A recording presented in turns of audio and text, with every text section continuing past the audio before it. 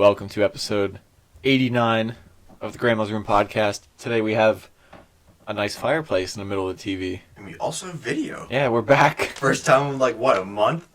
A couple weeks at least. Yeah. And today we're talking about the Unsinkable Prinz Eugen and the Chupa Chupas. The what? The flying refrigerators of death. Oh, okay. That's what I saw them called in one article I saw about it. Because I guess, they were just all shapes and sizes. And I guess some people said they looked like refrigerators.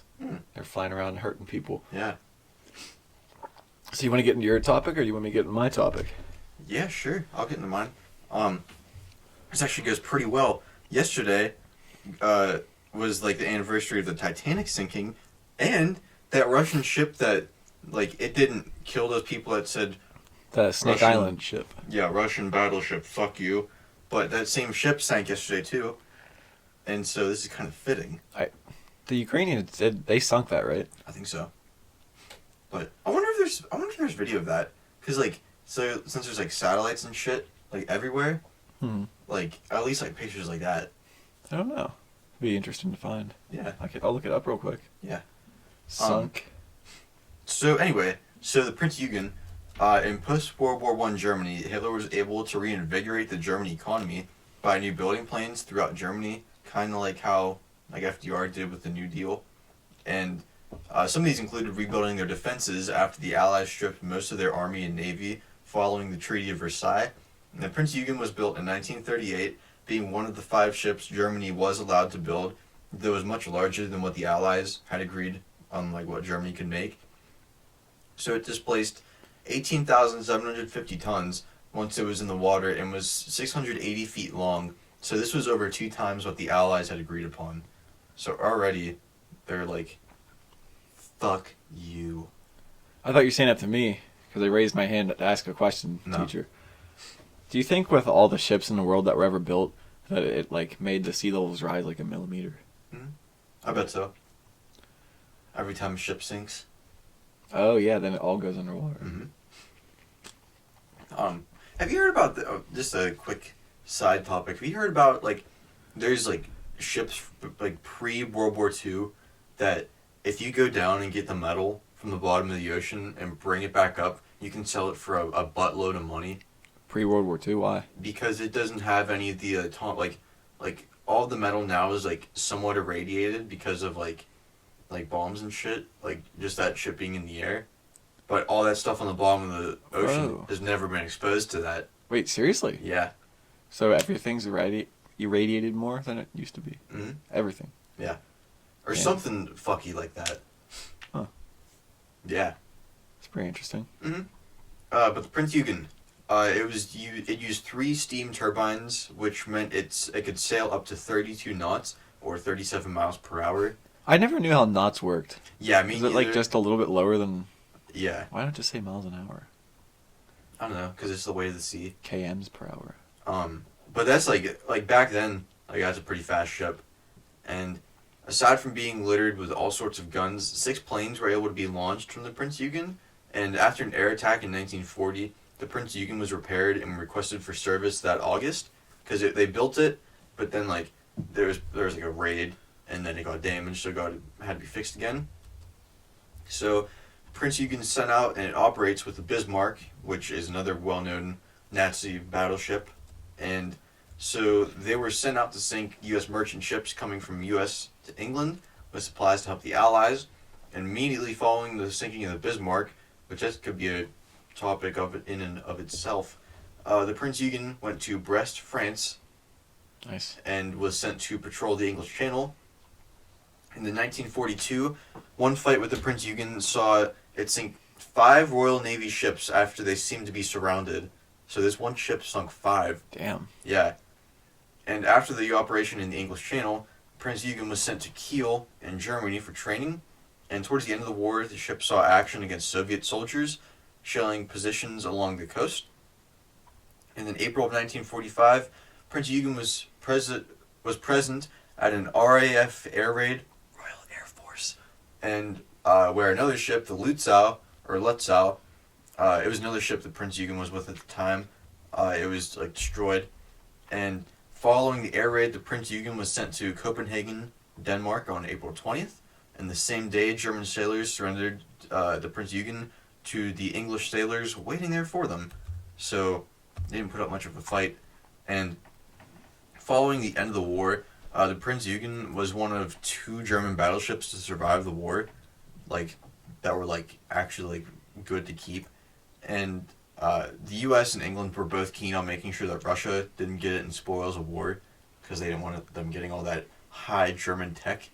And after American forces pulled the Prinz Eugen's name out of a hat, Prinz Eugen was made a part of the U.S. Navy and was commissioned as the USS Prinz Eugen. Oh, so they took it over.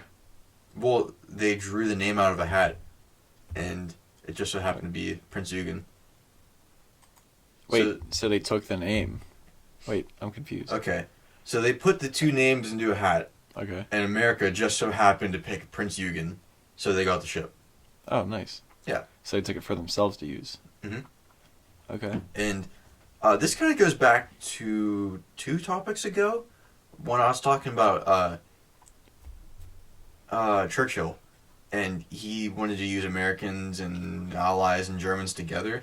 So That was what? Operation Unthinkable? Yeah. So American and German sailors worked together to sail the Prinz Eugen to Boston, where it was stripped to study the technology in January of 1946. And the German POWs who sailed over there were released 4 months after their arrival.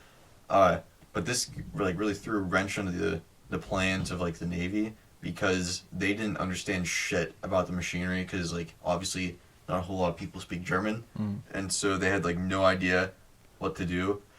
Bless you. Thank you. And like obviously if you're a POW, you're probably not going to stick around too long or want to come back. And so now the ship was useless in the eyes of the U.S. and was sent to Bikini Atoll, where it would be tested for nuclear like bombs and shit like that. And at the time, the world had only seen 3 nuclear blasts, 1 in New Mexico for testing and 2 in Japan.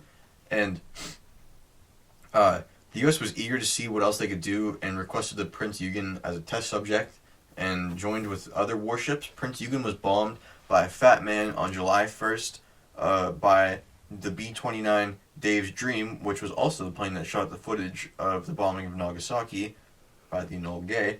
And the first bomb went off hundreds of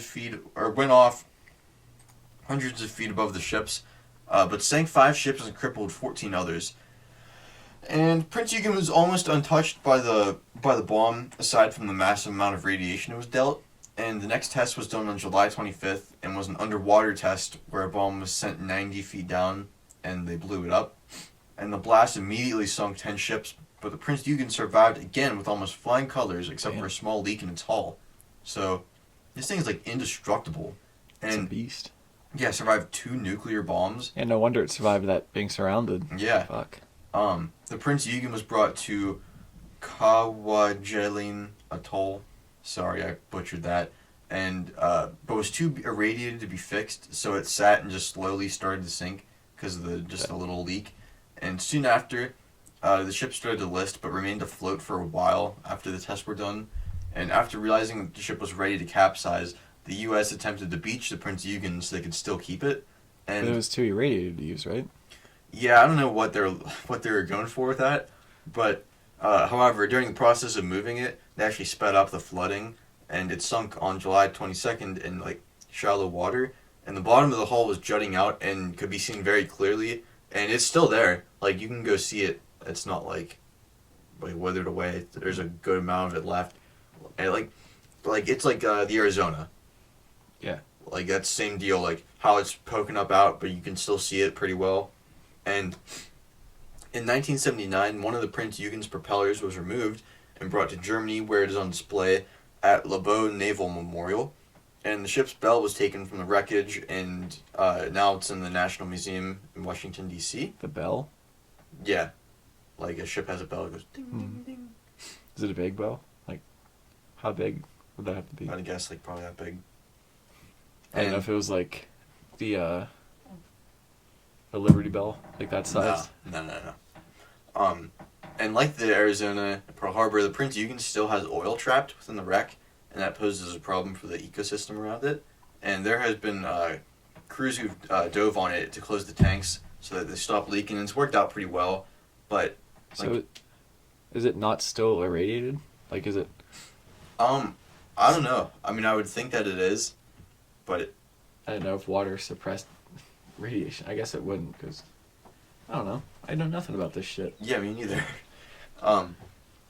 But like obviously, like there's some parts where you probably just can't get in, because I imagine they'd be crushed, like hallways and shit like that.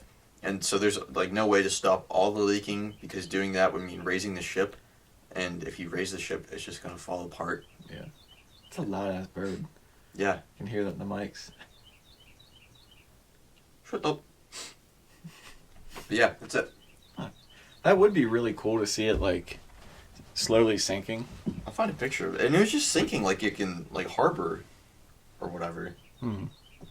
Here, let me find a picture of this. Would it be cool if you were, like, stationed there or something? Would people be stationed that close if it was, like, where they just tested 2 bombs? I don't know. It would be cool, I think. Well, it was hauled away. I thought you said when they tried to move it sunk. Well, like how far could they get it before it actually sunk? Well, I think they took it, like, because there's pictures of it in port afterwards. Oh, okay. So it just sunk in port right there. Yeah, and then they're like, okay, we need to get this thing out of here. But it's still there? They started to move it, and, like, it's not... Here, once I show you a picture, you'll probably understand a little easier. I can look a picture on here. Here, I got it. Oh, damn. So that is really close to the shore. Yeah.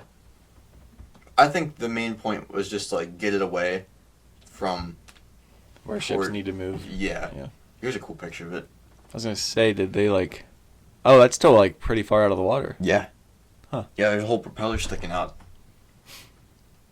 I thought it was, like, it sunk in the harbor, and they're like, we need to, like, make a new port or something, because this thing's in the way. But I guess if they moved it... Yeah. It would be pretty cool just to have it, like, in port, just a sunken ship right there. Probably kind of look shitty, though. Yeah. Fuck, dude. They should have kept that thing. If it was so, like, unsinkable, they should have kept it, got someone that spoke German so they could decipher everything. Well, they didn't know it was so unsinkable until they dropped 2 nuclear bombs on it and it didn't sink. Well, I mean, still, like... It was... Like, we had to have had a shittier boat if that thing was so, like... But my point is, we didn't know it was so unsinkable until after we bombed it, and then at that point, you're not getting anyone on there. It's too irradiated. It's true. I just think what I would have done with my zero military expertise, I would have kept it, have it just, like, deciphered, change everything from German to English, and then use it as a ship, like... Captain Hindsight. Like, you just had a ship to use. You just Yeah. got an extra battleship, and now you're just like, fuck it, we'll sink it.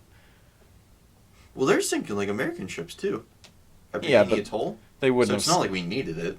Yeah, I know. I'm just saying they wouldn't have sunken ships that were, like, advancing. I don't fucking know. I get what you're saying. Not my... Prerogative? Yeah. Not my prerogative. Not my interrogative. Not my interrogative? That's a question. That's a question.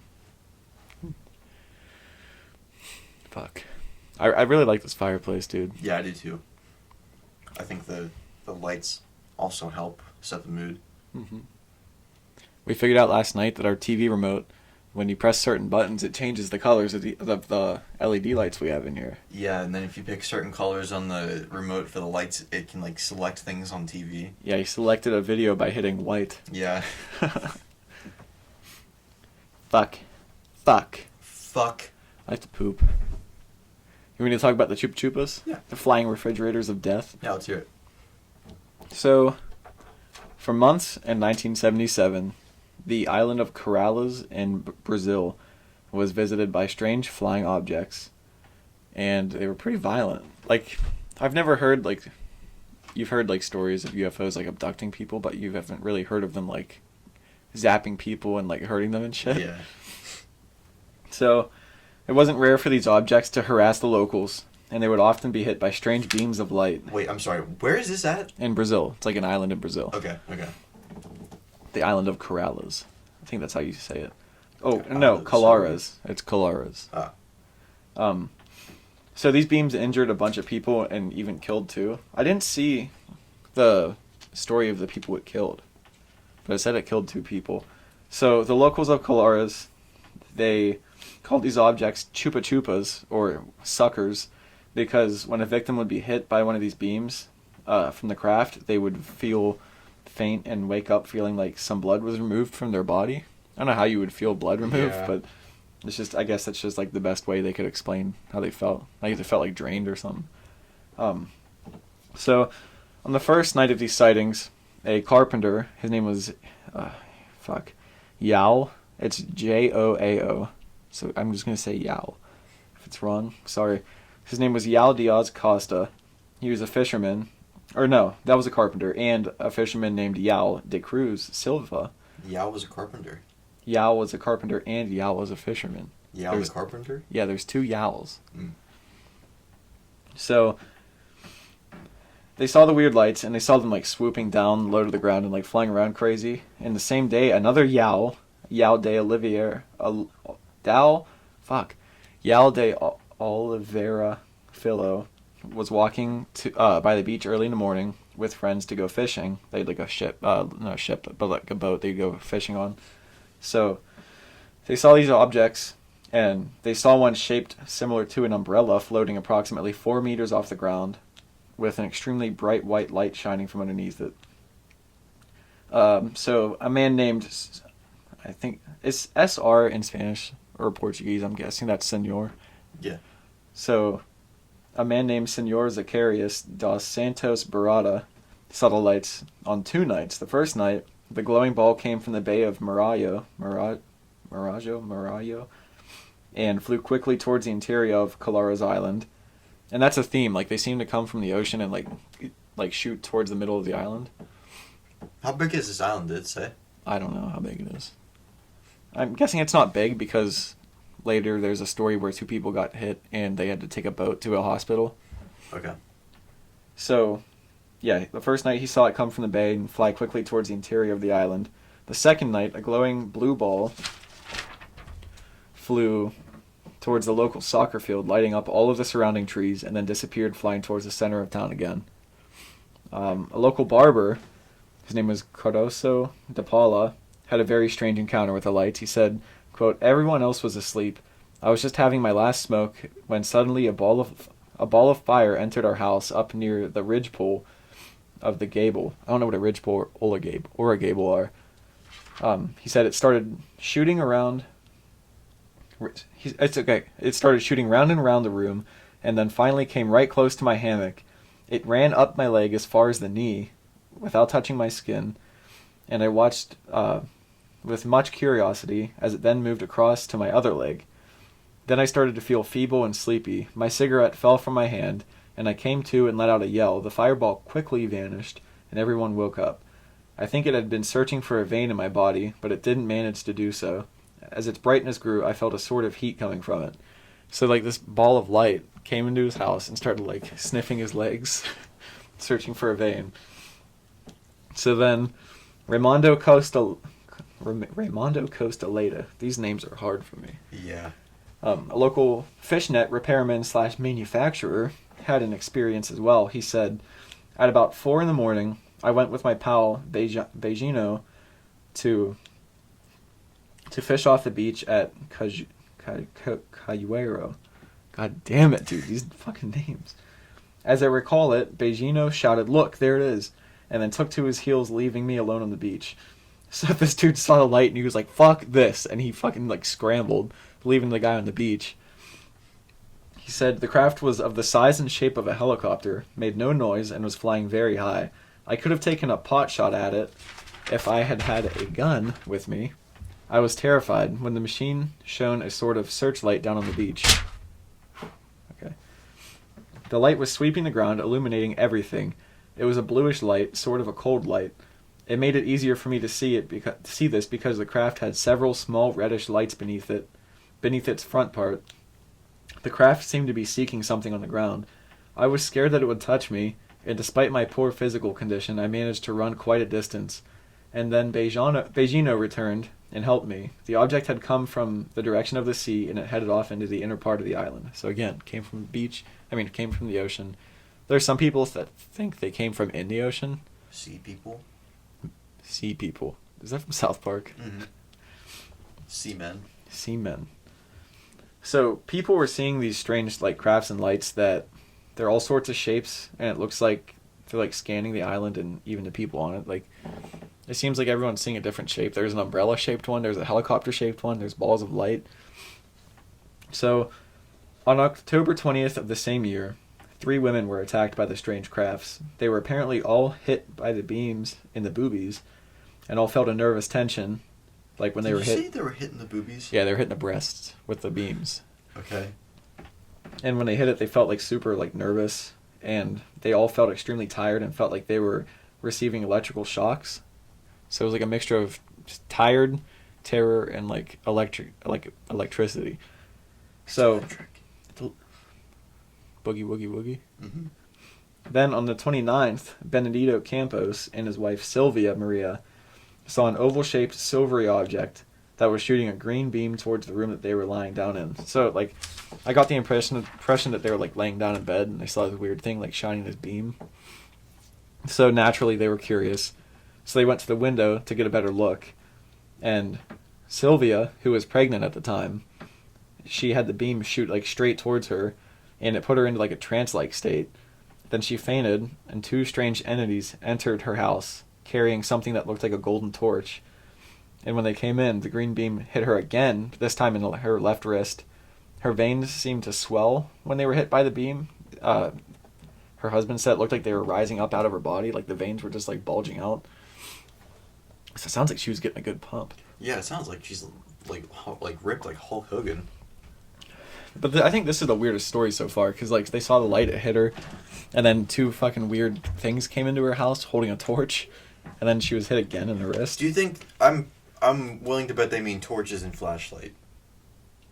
I don't. Oh, maybe. Yeah, I'm not sure.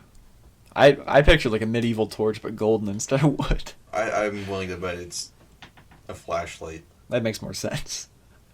It was the 70s. Yeah. So after this, they went to their neighbor's house because they obviously didn't want to be in the house by themselves. Yeah. So Benedito, when they were at their neighbor's house, was hit by the beam, and he was like paralyzed. And then after it happened, they were like scared that the wife might have a miscarriage because she was pregnant and just got hit by some fucking weird beam. So they took a boat to Mosquero Medical Clinic. The whole time they were on the boat, they were followed by that craft, but it didn't like try to like shoot them with it again. So the wife recovered, but then I think they were at the hospital for like 3 days. And then when they were there, Benedito seemed to fall into a deep depression. He was like seen like crying frequently. And they said that his motor functions were disturbed. So I guess like maybe he wasn't like walking right or something.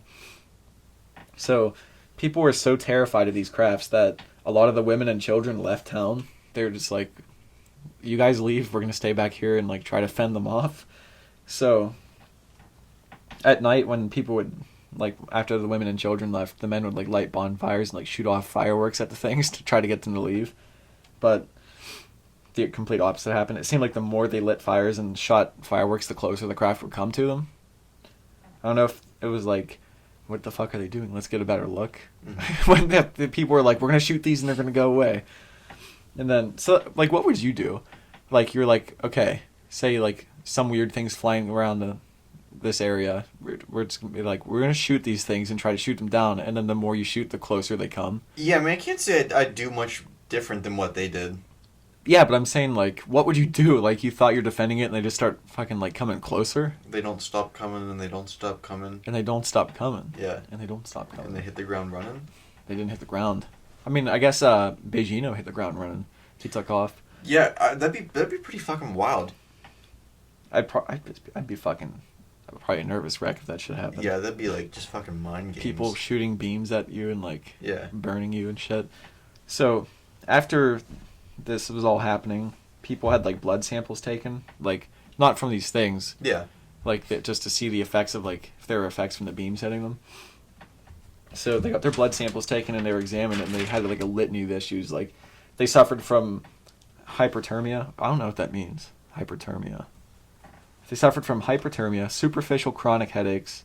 They had burns. They were not. People had like they were nauseous after they got hit. They had like body tremors, asthenia, and they were examined where they were hit by the beams, and it said they had a small orifice. So I don't know if that meant like a cut where they were hit. Did you mean hyperthermia? No. Hyperthermia is what it said. But it said, I don't know, they kept saying she wrote, so I'm guessing it was like a doctor or something that was examining these people. The only thing I can find is hypothermia. Hyperthermia is what I don't know what that is. I don't think it's a thing.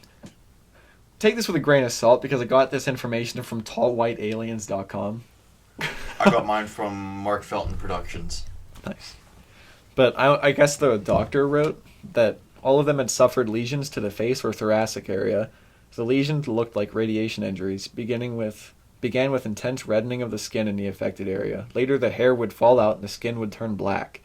There was no pain, only a slight warmth. So I'm guessing that was like, you get like a sunburn and your skin just feels warm. Mm-hmm. I'm guessing that's what they were talking about.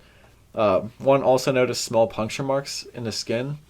The victims were men and women of varying ages without any pattern. It says, in describing their experiences with these light beams, most victims claimed that they were immediately immobilized as if a heavy weight pushed against their chest. The beam was about 7 or 8 centimeters in diameter and white in color, and never hunted for them, but hit them suddenly. So it's like they didn't see this beam like searching around when they got hit. It was just fucking like there. So I don't know. It's like the weight on the chest sounds like sleep paralysis. Mm-hmm. But I mean, obviously, if you're like aliens and shit, if you're like out on the beach and shit, seeing it, you're not being like sleeping. Yeah. So I don't know how to explain it. I'd say here's my analysis of the story. Wait, is that it? Yeah, that's it. My analysis is that's a weird story. Yeah, I like that story though. That was pretty interesting. I just don't know what it would be. What if like it doesn't sound like they're super advanced because they're like I don't want to sound like a dick, but it's like a small fishing village. It sounds like. This hysteria.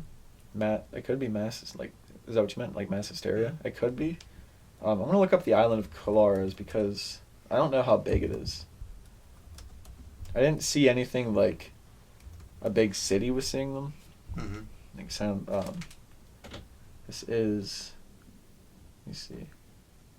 It is a pretty small. Oh, it's not really even an island. It's just like a side of Brazil. I don't know. It was the 70s too, so it was like 50 years ago. There could be a fuck ton of acid, or... What if it was just one of those like MK Ultra things where like they just fucked with the whole town? Yeah. I just saw something about that the other day. I don't even remember what it said. What? But there was something... Or maybe you sent it to me. What? Or I might send it to you. It was something about the start of MK Ultra. It was on Insta. I don't think I sent that to you. Doesn't sound familiar. Oh. I don't know. I feel like I'm more going towards like not. I don't really believe it. Like I believe that they were seeing something weird, but I don't think it was. Yeah, that's a lot of different accounts too. I don't think it was aliens. Like a fireball and then aliens and beams of light and golden torches. But there is also like one guy said it looked like a helicopter. Yeah. So could it have been a helicopter? Because if you think about it, we've been to the beach multiple times. When it's fucking windy, it's like it's loud as fuck on the beach. You might not hear a helicopter flying around. And you probably can't see the propellers if it's dark out. I'm gonna right. assume It was 4 in the morning. It was dark out. It was 4 in the morning. Okay, yeah. So you're probably not gonna see the propellers. But then what would the umbrella shaped thing be? That's the weirdest one to me because there's like an umbrella floating for. Now when they say umbrella, it could have like a faint representation of an umbrella. It didn't necessarily look like a single umbrella with like the handle. Like I was just thinking the top part. Yeah, I don't know how to. Yeah, I don't know. I don't think it's aliens, really, but I don't know what it is. Yeah. God, Damn, I have to poop, dude. Oh, shit. So what fuck, I looked up the sunk Russian battleship. Dude, have you ever noticed there's a lot of fucked up shit that happens on April 15th? No. Okay, I'm just gonna rattle off a few things here. The Titanic sank on April 15th. Abe Lincoln was killed, or he died on April 15th. Notre Dame, that burned down on April 15th. Wait, like the recent one? When it was burning? Yeah. Okay. That ship sunk April 15th. There's one more fucked up thing. But, yeah. Like recent thing? Just one thing that I know of. April 15th. Let's see who was born. Historical events. Oh, Roy Clark was born April 15th. Pope Innocent IV refuses Jews of Cordova on April 15th. So a lot of anti-Semitism. Yeah. April 15th. Let's see. Fleming Peter Stevens appointed a royal painter of Rudolph. The Red-Nosed Reindeer? Yeah. Great Northern War Prussian troops occupy Swedish-controlled German. It just sounds like it's like a lot of military. The Continental Congress ratified preliminary articles of peace, ending the 7-year-long war with Great Britain on April 15th. Huh. April 15th, yeah. I'm going to look at the more recent ones. First baseball game in California. San Francisco Giants beat LA Dodgers 8-0. Oh, wait. Was April 15th the Boston Marathon? Or was that in March? I think it was in March. Yeah, I think that was earlier in the year. Yeah. Did you hear my guts? Yeah, I did. I think the mic picked that one up. Yankee slugger Babe Ruth hits number 1 of MLB record season, 60 home runs, tees off on A's Howard Emk in first inning of New York's 6-3 win over Philadelphia. North Korea shoots down U.S. airplane above Japanese sea. That was in 1969. Nice. First helicopter flight of 1 hour duration, Stratford, Connecticut, 1941. I did not think helicopters were that old. A disastrous earthquake of magnitude 7.1 off Montenegro coast. 1945, FDR is buried in grounds of Hyde Park home. The weirdest one of them all, you ready? Yeah. 1983, Tokyo Disneyland opens. Nice. April 15th. Jackie Robinson becomes the first African American to play in U.S. Major League Baseball. Meteorite explodes above Indonesia. Students in Beijing pro-democracy protests. Ray Kroc opens the first McDonald's. Former child actor Adam Rick from 8 is Enough is charged with burglary. I don't know what that is. Neither do I. That was in 91. Billionaire Leona Helmsley is sent to jail for tax evasion. North Korea shoots at U.S. airplane above Japanese sea. Did you say that one already? Yes. Okay, fuck. I'm on thisday.com. What are you on? OnThisDay.com. Oh, no shit. Fire sweeps through a campsite of Muslims, making the Hajj pilgrimage. Official death toll is 343. That's a lot of people. Fuck. Dun, dun, dun. Okay, I'm in. China loosens monetary policy and allowed the yen to fluctuate up to 1% against the U.S. dollar. That's really interesting. In Living Color premieres on Fox TV. 33 people are killed and 163 are injured in a wave of bombings across Iraq. That was pretty fucking dark. 1992. Jay Leno's final appearance as permanent guest host of The Tonight Show. I like Jay Leno. I heard a lot of bad shit about him. But then I also heard someone say yeah, none of that actually happened. Yeah, I feel like he's too cool of a guy to be a dick. 2019, Aretha Franklin posthumously receives the Pulitzer Prize Special Citation Honor, first individual woman to win it since 1930. Aretha Franklin. Yeah, 2019, Notre Dame on fire. 2020, U.S.'s deadliest day during COVID-19 pandemic. 2752 deaths reported. Now we're just getting into like the COVID stuff. Yeah. A shooting at a FedEx facility in Indianapolis, Indiana, leaves 8 dead and 5 injured. That's the latest thing I saw. Yeah, I just found that. So yeah, that's April 15th for you. And like going back to the in '69 when that North Korean they shot the U.S. plane down. I've been seeing more and more. Like you'll see people like fear mongering and stuff, saying like the world's about to end, like shit's going fucking crazy. Like the more that I listen to like history and stuff, it's like, yeah, crazy shit always fucking happens. Yeah. Like, yeah, this is nothing new, man. and it's actually kind of comforting. Because it's like, oh, maybe we're just... Shit's hit the fan before. It's not crazier than what used to happen. Yeah.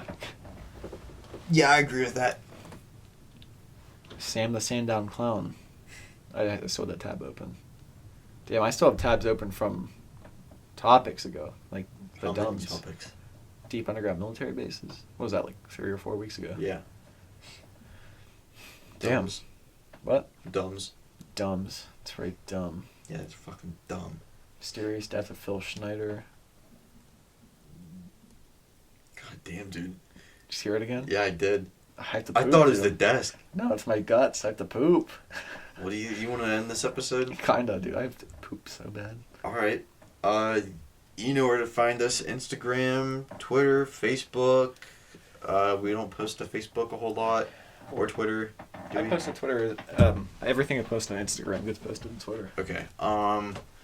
What? We have our podcasts on Spotify, Apple Podcasts, Google Podcasts, I guess we have a Buzzsprout website, but that's not really where people are going to listen. YouTube, Stitcher. Yeah, we're on Stitcher. Do you say Amazon Music? Amazon Music. Everywhere pretty much. The big podcast boys were there. Yeah, if you want to listen, just give us a quick search. Yeah. And if you want to, leave us a rate and a review. Yeah, it helps us grow. Mm-hmm. Blake just told me he left us a good review. I Nice. was like, thanks, dude. Fucking Spotify playlists. We have Grandma's Opium Den, Grandma's Blues Club, Clam Jams, Grandma's Crimbus Tree, Grandma's Jukebox, Grandma's Guitar Case, Grandma's Trap House, Grandma's Saloon, and that's it, because we only have 8. Yes, we have 8. Yeah. Clam James's Party Music, Saloon. It's Country and Western. Yeah, Opium Den's Vibin', Trap House Rap, Jukebox, Oldies. It's pretty self-explanatory. Yeah. Except for Clam Jams. That Yeah. one's pretty obscure. Yeah, that's more out there. It's like 80s party summer music. Pretty much one song that can sum that up is Highway to the Danger Zone. Yeah. And thanks for listening. Yeah, thank you for being here with us. You could have been anywhere, but you were with us. Yeah. Did this one seem shorter than usual? It's about 40 minutes. Nice. Yeah. Join us next week for the next slick legging session. Mm-hmm. And stay fucking golden.